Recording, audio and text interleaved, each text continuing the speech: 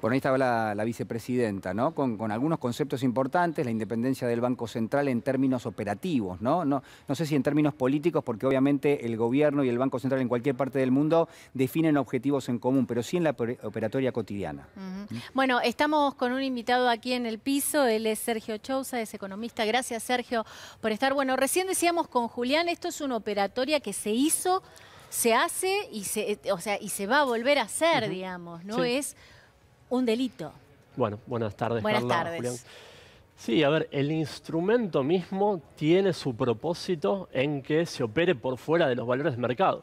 Pensemos que el instrumento de dólar futuro, bueno, vos muy bien explicabas su operatoria, ¿qué sentido tendría si el Banco Central lo operara a los mismos niveles de mercado? Claro.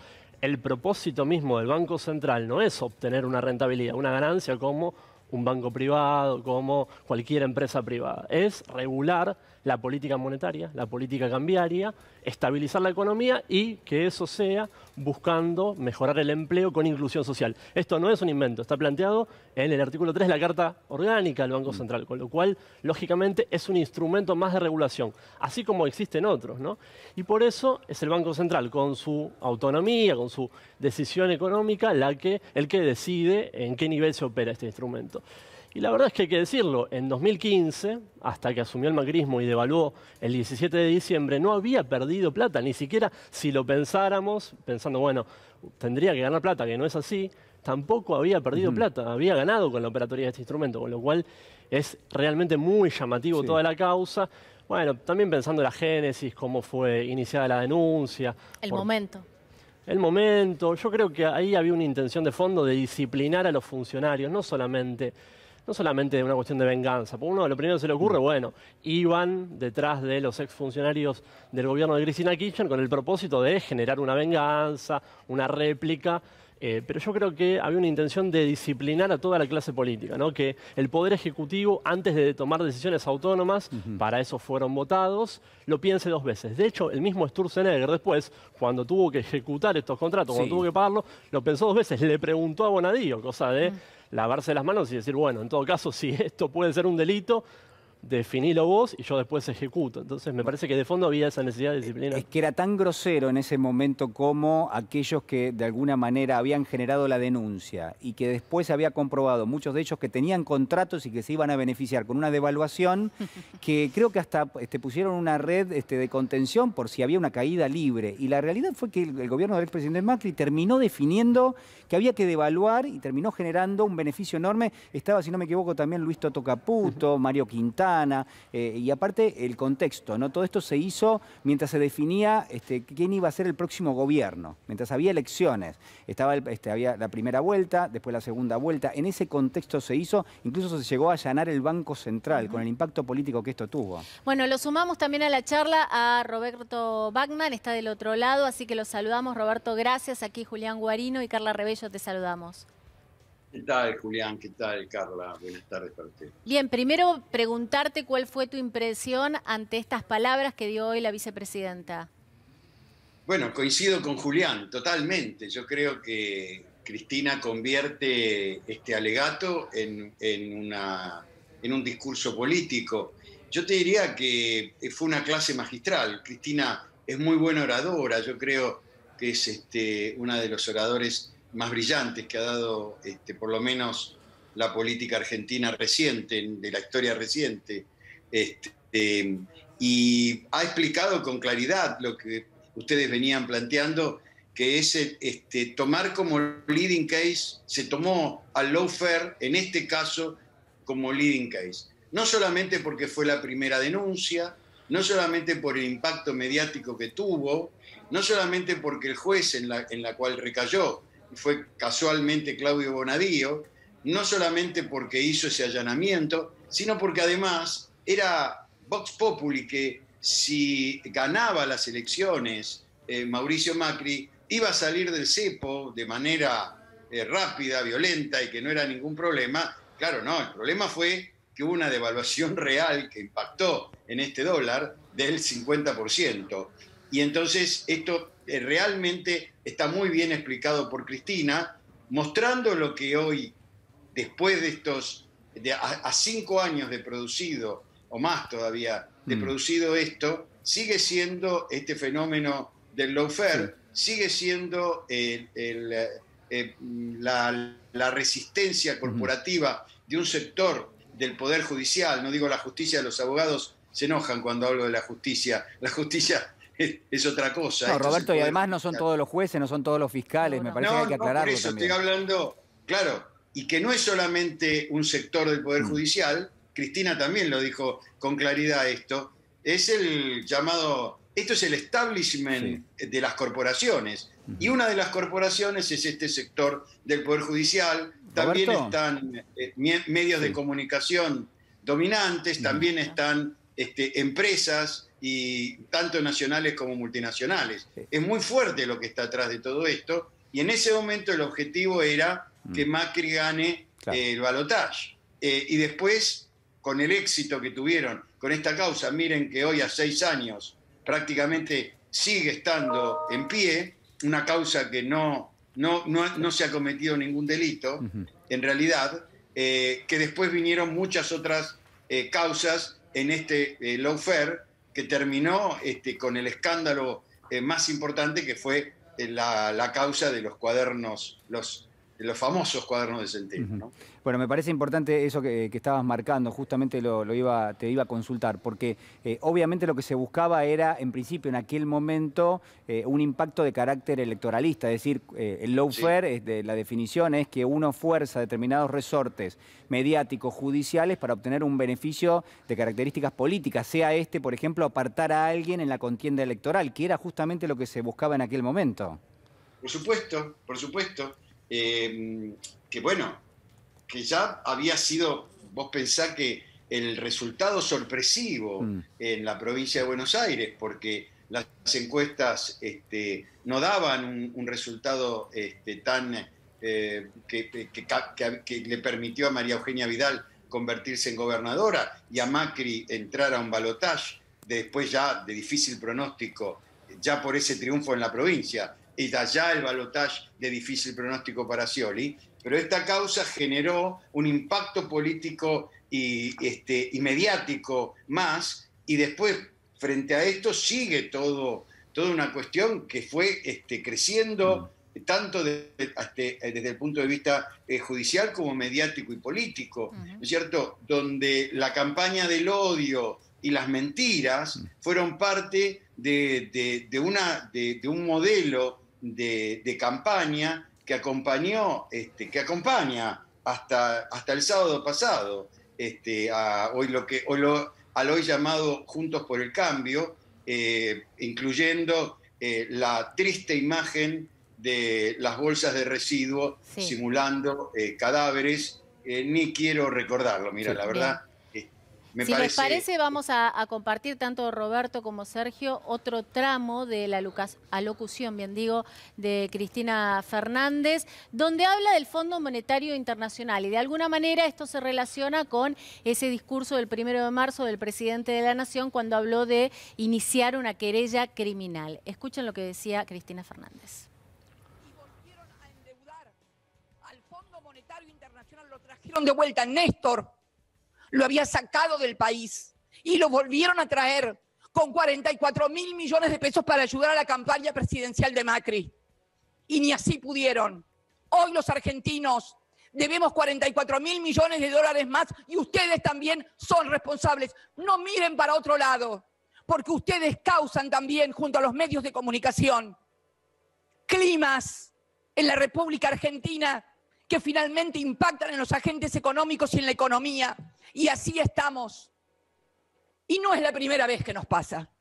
Nos pasó con el megacanje. Néstor es un hijo de la crisis del 2003. Jamás hubiera llegado a presidente si no hubiera pasado lo que pasó en el 2001. ¿Y quién estaba también en ese 2001? Sturzenegger, el que era presidente del Banco Central, el que nombraron presidente del Banco Central, el devaluador.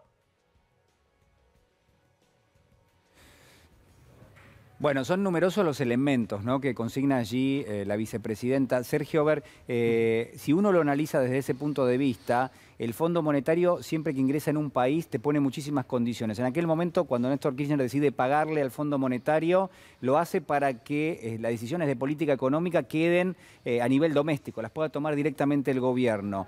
Después, todo dio la sensación de que Macri lo que hizo es endeudar, después fue a buscar el Fondo Monetario y ya sabíamos que después del fondo venía una situación con muchas limitaciones para pensar la economía. Sí, las condicionalidades esas de 2018 fueron más de carácter macroeconómico porque lo que pidieron fue que se acelere el proceso de reducción del déficit y eso agudizó la crisis tanto ese año como en 2019. Sí.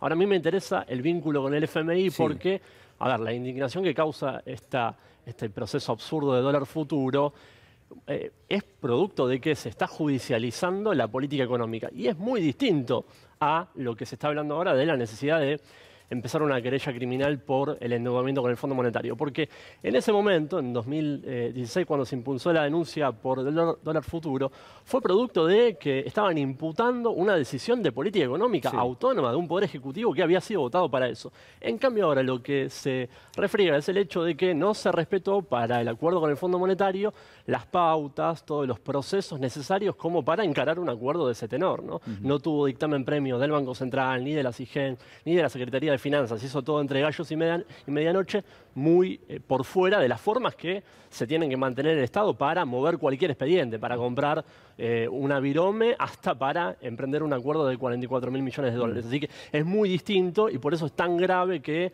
esto haya empezado, se haya abierto esa puerta a partir de la judicialización de una medida estrictamente de política económica que después el macrismo siguió aplicando, eso también es lo gracioso, ¿no? Sí. Y que ahora se sigue aplicando y se va a seguir aplicando porque es una decisión autónoma. Ahora, Roberto, este es un tema que de alguna manera nos atraviesa hace mucho tiempo, esta asociación, para llamarlo de alguna manera, en este caso del Poder Judicial junto a, por ejemplo, medios de comunicación, para generar un clima, de esto habló Cristina allí en su alocución, un clima que favoreciera la elección de Mauricio Macri. Así es. Un clima que se genera en Argentina son campañas armadas estructuralmente, similar a lo que fue la campaña de Donald Trump, la que ganó las elecciones en Estados Unidos, la campaña del Brexit, la campaña de Macri, todas campañas que empezaron con candidatos o con, en el caso del Brexit, ideas perdiendo y terminaron dando vuelta la elección y ganando, donde lo que se profundiza es el odio y se busca a los sectores de la sociedad para llenarlos de odio y que voten con odio y que piensen que el político al cual atacan, al anterior obviamente, es un corrupto y está haciendo todas las cosas mal. Esta es un poco la estructura, con eso se estructuró la campaña. Acuérdense que la campaña había empezado con el tema del Morsa y se acuerdan ustedes a quién habían acusado de ser el Morsa. Y esto también estaba la justicia metida y en el medio una campaña en medios de comunicación con comunicadores sociales. Uno de ellos inventó la palabra la grieta. A mí nunca me gustó esa palabra, la estoy repitiendo en este momento, pero que esta supuesta grieta, porque la sociedad argentina no está dividida de ese modo en dos, como se planteaba y como se quiere plantear nuevamente ahora, y esto influye también, ¿no es cierto? Es mostrar que el anterior era muy malo, es mostrar que la causa del dólar futuro fue culpa de un gobierno que no tuvo nada que ver con la decisión final del gobierno que venía, que fue devaluar de ese modo. Podría haber devaluado, los economistas seguramente me lo van a aceptar esto, a pesar de que soy sociólogo, lo puedo decir. Había otra forma de salir del cepo para evitar la devaluación, hacerlo escalonadamente, como planteaba, por ejemplo, Roberto Labaña. O sea, que salir del cepo como salió Macri, esa sí es una decisión política. Y después, acuérdense ustedes una cosa muy importante, Cristina lo nombró en su discurso. ¿Saben cuánto le pagó Néstor Kirchner al Fondo Monetario Internacional en el año 2005? 6.000 millones de dólares. Esa era la deuda argentina. En un solo acto político, porque fue un acto político, a Argentina le dieron 44.000 millones de dólares con un modo de pago inviable para cualquier economía. Ustedes saben que son 4 cuotas y hay 2 que son no solamente impagables, recontra impagables. Esto no tuvo ningún apoyo ni desde el punto de vista administrativo, ni desde el punto de vista legislativo, no fue ni al Congreso. Esto fue absolutamente entre gallos y medianoche, como dijo Alberto Fernández en su discurso, y esto te muestra cómo de alguna u otra manera cerraban este círculo, Roberto, endeudando a la Argentina, sí. y para utilizar algo que ahora, como diría un viejo economista, John Maynard Keynes, cuando la deuda es tan grande, pasa a ser ahora problema del acreedor, que va a tener que justificar, incluso para sus propios socios, por qué le dio tamaña cantidad de dinero a Argentina y no controló que se cumpla uno de los principios fundamentales de este tipo de préstamos stand-by, es que no que no puedan ser fugados estos dólares, que justamente tienen que ser usados para otro tipo de temas, que es resolver el déficit fiscal, y bueno, está bien, te van a traer recetas de ajuste, todo lo que vos quieras, pero esto es muy grave y creo que de alguna u otra manera, por eso Cristina lo fue hilando todo en su discurso, esta causa del dólar futuro, por eso es un leading case, es un caso típico, y yo te diría que además es el caso iniciático del lawfare en la Argentina. Roberto, acordate que también por ese tiempo llega el embajador de Estados Unidos, Edward Prado, que dice que él viene a ayudar a la justicia argentina a que la justicia actúe mejor. Acordate de eso también. Entonces, claramente. Lo que quiero marcarte, que tiene esto, ¿no? Me parece importante, bueno, primero una aclaración, el anuncio de Néstor Kirchner allá en el año, si no me equivoco, 2006, fue por 9.800 millones de dólares, ¿no? Se le pagó casi 10.000 millones de dólares al Fondo Monetario para tratar de que no tengan injerencia en la política económica, y después Macri lo volvió a traer al FMI. Eso por un lado. Y por otro, nada más esto, lo que en algún momento, quizás en este momento, en esta instancia, estamos rememorando lo que pasaba a fines del 2015, principios del 2016, fue una imagen patente de lo que iba a ser después el lawfare, ¿no? Porque se articuló algo para generar un efecto de características políticas, después se transformó prácticamente en una persecución, ¿no? Y de eso podemos dar fe incluso en esta casa, porque los dueños de este canal fueron perseguidos y fueron encarcelados con doctrinas que prácticamente, el presidente de la Nación, Alberto Fernández, no quiso ni mencionar, pero sí lo hizo tangencialmente en el discurso inaugural, ¿no? Esta misma semana, es decir, diciendo, bueno, si se le aplicase eso al fiscal rebelde, es decir, a Stornelli, hoy Stornelli tendría que estar en prisión, ¿no? Si se aplicase la misma doctrina que se le aplicó a una cantidad de personas por considerarlas que eran ajenas a la línea política que en aquel momento, de alguna manera, profesaba el expresidente Macri. La verdad que es realmente aberrante, ¿no? Lo que estamos contando. Quisiera, si te parece bien, Carla, algunos minutos finales, algún tipo de análisis de parte de Sergio Chousa, muy cortito, ¿en qué lugar estamos parados en este momento con respecto a esto que comentabas? Bueno, hay dos cosas. Último, respecto de lo del lawfare. Tal grado de aberración fue la causa, que en esa lógica de meter a todos en la misma bolsa, en ese proceso de demonización que fue impresionante, lo metieron por la ventana al exministro de Economía. Imagínense, estos contratos se ejecuta todo por medio del Banco Central. ¿Qué tenía que ver un ministro de Economía en ese momento con esta causa? Bueno, no estaba mencionado en la denuncia inicial de Pinedo y de Negri, y después ingresó, hoy lo contó con toda claridad el gobernador, ingresó por medio de un diálogo con Marcelo Bonelli, que cuando fue a declarar en la causa hacía notas sobre este tema y lo había mencionado. O sea, imagínense lo que es, claro, esa vinculación espuria entre poder judicial, entre las fuerzas políticas y el periodismo también, ¿no? Hay que decirlo. Y bueno, respecto a esto, ¿cómo estamos hoy? Bueno, esto se superó de nuevo. Siguió operando normalmente el Banco Central en los años previos y ahora en la actualidad. Ahora el Banco Central me parece que recuperó bastante de su autonomía a la hora de implementar una política económica autónoma, soberana. Y por suerte en los últimos meses se frenó bastante la corrida cambiaria que habían iniciado en octubre. ¿Sabés con qué herramienta se frenó, entre otras? Utilizando el dólar futuro. Exactamente. Gracias, Sergio. Gracias, Roberto, también del otro lado.